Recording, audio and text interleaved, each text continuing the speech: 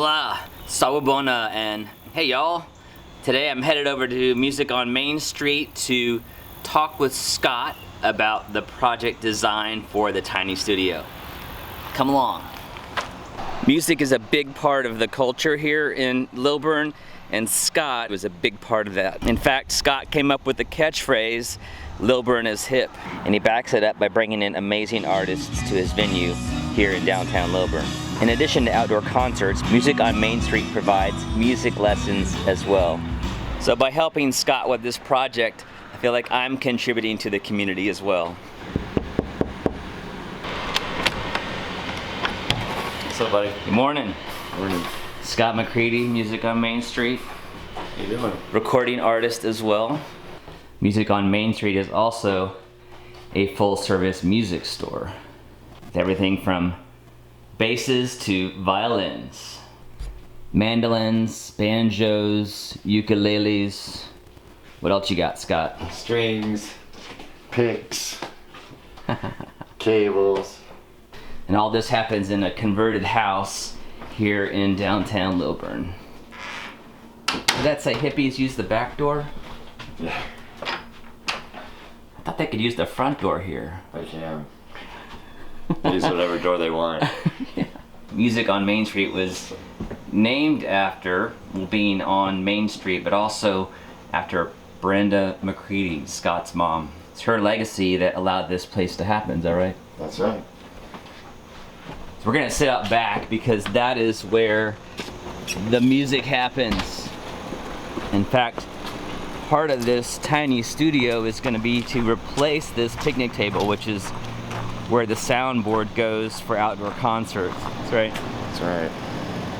So here's the stage and natural amphitheater, and this is what it looks like on a concert night.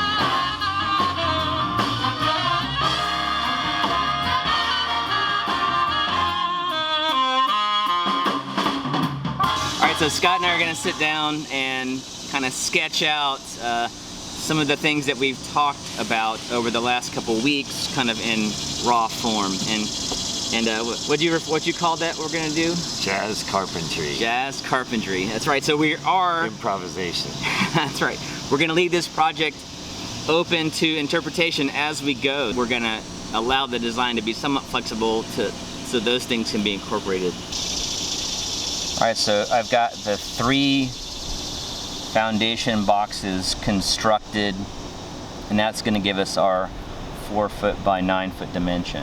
That'll sit on posts where we need to, and we'll use this existing stone here to kind of build a foundation wall, kind of tie it into the look the and other feel. Stone walls that are on the property Exactly. already. Just stop right here and say this building is going to accomplish 2 purposes. During the outdoor shows, it's going to take the place of this table, which is where the soundboard sits. So we don't want it to restrict the sound guy's ability to hear what's happening on stage. The board we're talking about is a Behringer X32, and it's actually almost the size of this table. To facilitate the sound guys having a place to stand behind the board since it's so massive, Right. we'll have that 2 foot deck. The whole front wall of windows will open up to the stage, and then the back will open up like the 3 doors I've got on my shed. So a bifold door and a single door to open up the back. So it really lets the sound move through, and if there are any guests standing behind it, they won't be restricted from hearing the music. So the second use for this building is going to be a outdoor practice room. So Scott hosts lessons here at Music on Main Street, and so this would also be able to serve as a practice space for an instructor and a musician, or to be used for sound engineering training. Right, we're doing a lot of that these days. So for the profile of the building, I'm thinking of a simple shed roof. Yeah, I think we're gonna end up with some camera mounts hanging underneath that front cover. It'll be You're streaming online stuff, so cameras can go here. yeah. I've been using this system called Tink Tube, which is a steel tube and connector system, and I'm thinking of using that to kind of do the bracing for the roof sections like that. On one end of the building, I've got a bunch of old windows, a bit of an organic look that will be one of those things that evolves as the project goes. But then on the other end of the building, we talked about doing a a big piece of metal that has that Plato quote that you have in the lobby about music. So that'll be plasma cut out of that steel. I think we'll let it rust, perhaps, Yeah. or we could treat it so it's darker, blackened. I've got a hardwired LED kit that we're going to use to backlight that. Above that, using some siding, perhaps doing this technique called shaoshugiban, Okay. which is where you burn it. You burn you've seen that stuff? I have, very cool. And I've got some of that on the shed build I've done that I'll show you what that looks like. And then I'll do the footers and posts to kind of help adjust the grade. That's the basics I've got for this project. What do you have any thoughts? I think it's great.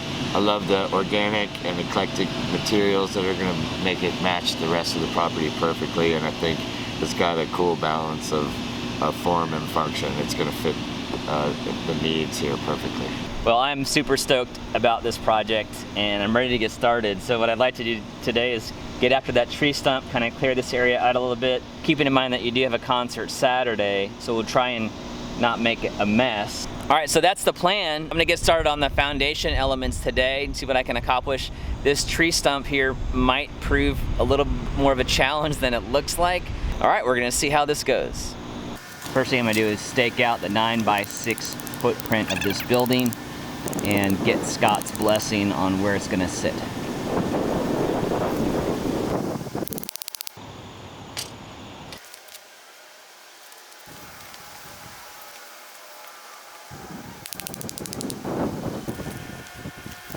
With my rough dimensions set, I went to grab Scott for approval. So Scott and I came to the conclusion that we needed to shift the box back by about 2 feet and right by about 2 feet. It will allow us to have the deck cover the existing electrical box, which will provide electricity to the building and reduce the amount of space over here that the sound guy has to run around when he's going to the stage to fix feedback. So that will have us with this square stone here as our back corner.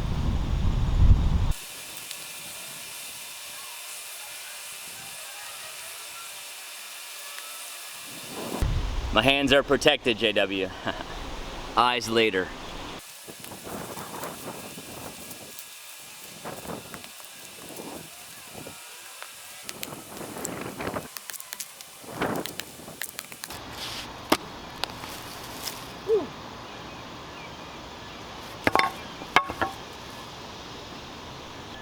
Wasn't surprised to find this little guy, but I'm glad I didn't hurt him.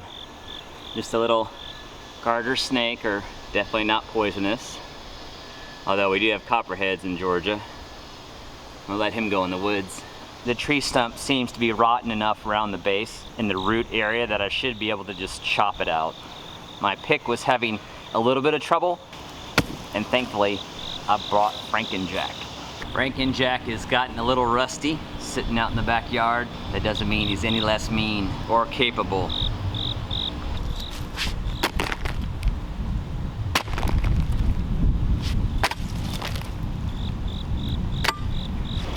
I'm gonna finish checking around this stump before I do any more chopping. Make sure there aren't any more critters. And I found his little sister. Beneficial snake, of course.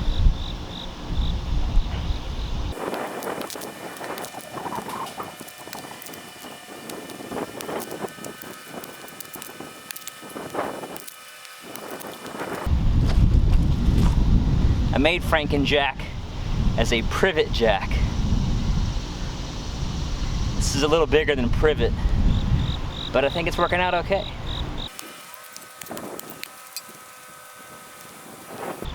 Famous last words. This side is still a little tough, but I did bring the chainsaw. Eyes and ears, JW.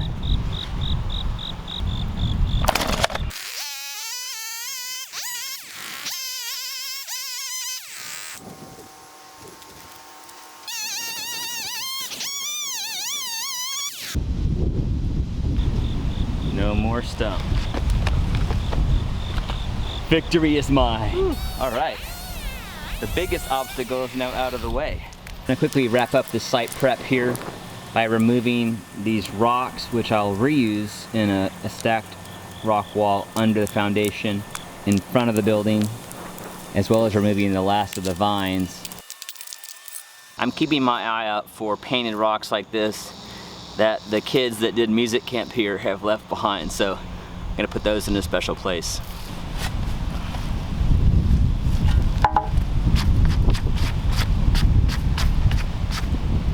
Nate, I saved your rock. All right, I'm done clearing this up and moving the rocks. Now I'm gonna relay out the building and figure out where my footers need to go. The deck is just gonna sit on these 2 stones. However, the building is gonna be sitting on 8 footings. I'm gonna pour those with concrete, and I've created some simple forms for the top of each column. So this is my back corner, and I'm gonna take all my measurements from here.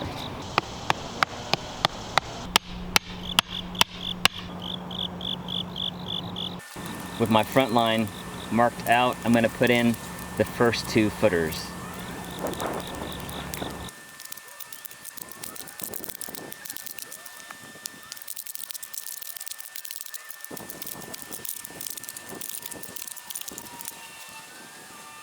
The nice thing about working in this Georgia clay is that once I'm down about a foot, the soil is super stable. So this is all I need to do for this footing. And we're not talking about heavy building here either.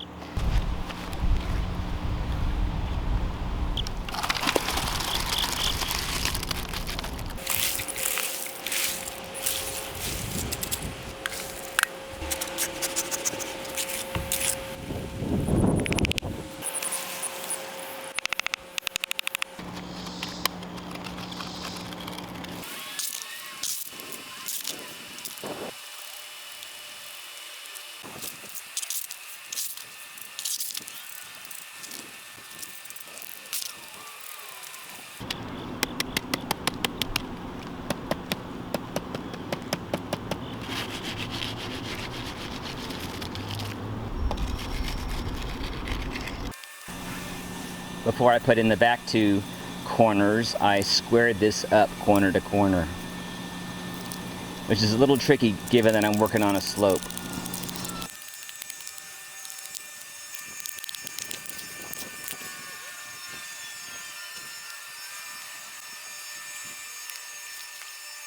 I'm giving myself a little bit of air on these footings. I'm a couple inches over 9 feet here. That'll ensure I don't have to set my joists right on the edge of the footing, and I'll have a little bit of wiggle room to square those up.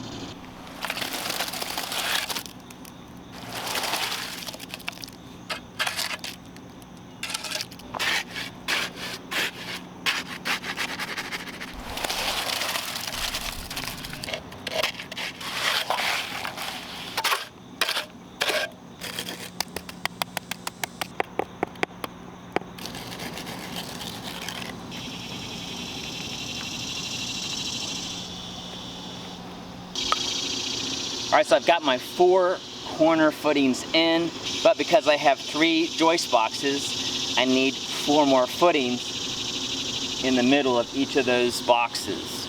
But before I can dig the holes for those, I'm gonna use all the rocks that I pulled out of the tree ring around here, and there's actually a small wall here as well. I'm gonna rebuild the wall across the front here. And Scott and I discussed having this become a sitting wall here in front of the building. The wall will gently arc around the front here, tuck in behind the lowest post, and then end up in front of the back right corner footing. I probably don't have enough to get to the full height needed for a sitting wall, so we'll have to figure out how that's going to work out in the future. One of my favorite things to do is to reuse something that's already here, that I already have. Making a wall like this is one of my sources of joy.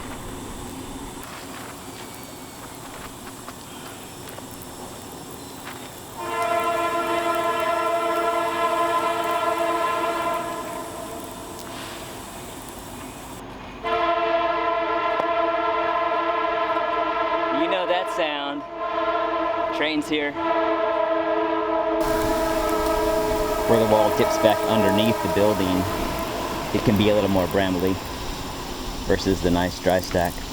I'll finish off this end of the wall once I've got the wood off the forms here. And I'll use that nice big piece of quartz as the end piece. All right, now that the wall's done, I can put up my string and figure out where the two internal footers need to go. My two internal footers are gonna go 3 feet on center. And that's gonna put it right up against the wall. I'll just take off these top 2 stones, dig in behind the wall, and then make my footer part of the wall. That should work out just fine.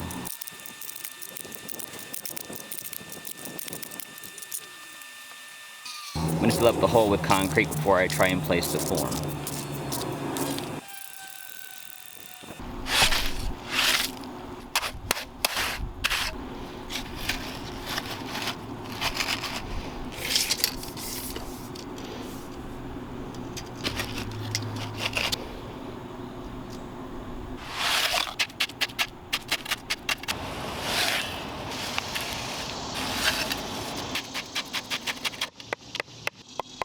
All right, I've got 3 more of these to do, but I think you've seen enough.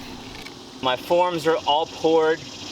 I've got the rock wall as far as I can take it until I can get this form off, and I'll work some stones in around that. And now this concrete is going to sit for about 7 days, longer if I can, before I start putting the foundation on it. These are all at different levels, and I'll be putting 6x6 posts on each of the footings to bring it up to the level of the joists. I'm really happy to see this project start taking shape. Got a long ways to go. So I hope you'll stick around and see how this story unfolds and the innovation and adaptation that happens along the way. Jazz carpentry. Jazz carpentry. I'd like to thank my patrons and members for helping support these videos. I appreciate that vote of confidence. You can join me on Patreon or in the membership area of YouTube by checking out the links in the description below. As always, my mission here at GreenShortz is to help you see green so you can be green and save a little green. When you build something from reclaimed materials, that's certainly green, and it certainly saves you some green. Thanks for watching, and I'll see you next Saturday.